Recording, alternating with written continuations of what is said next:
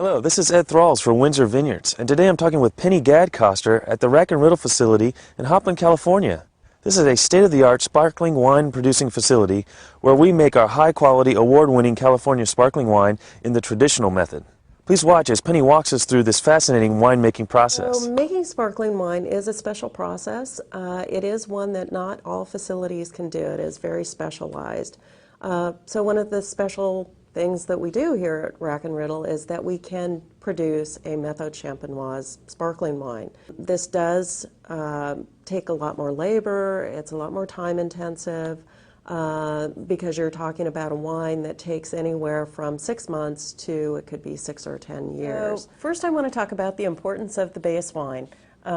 The grapes that come in for base wines come in at much lower sugar. Even though these come in at a little lower sugar rate and don't have the maturity levels that higher bricks still wine grapes come in as, you're still looking for a flavor profile and that the fruit is clean. What makes it Methode Champenoise is that you are doing a second fermentation in the bottle.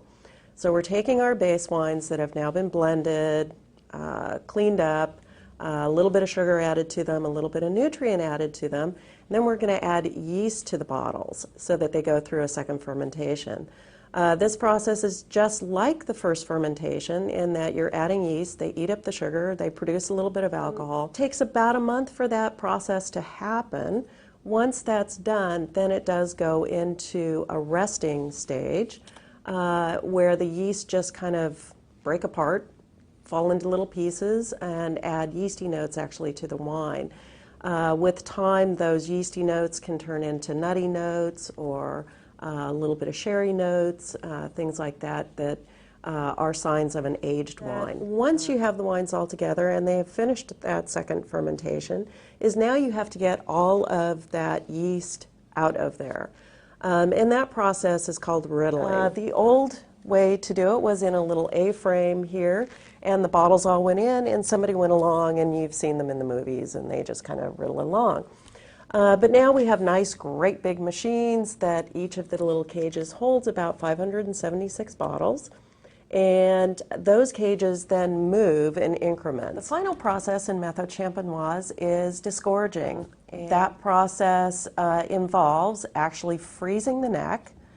It then goes out of the freezer into the next machine that actually then takes a little crown cap off, just like off a beer bottle. From there, it goes into a doser, and that doser actually then adds a little bit of sugar to the sparkling wine just to kind of balance it out. From there, then it gets its cork, a wire hood, its capsule, its label, and goes in the box.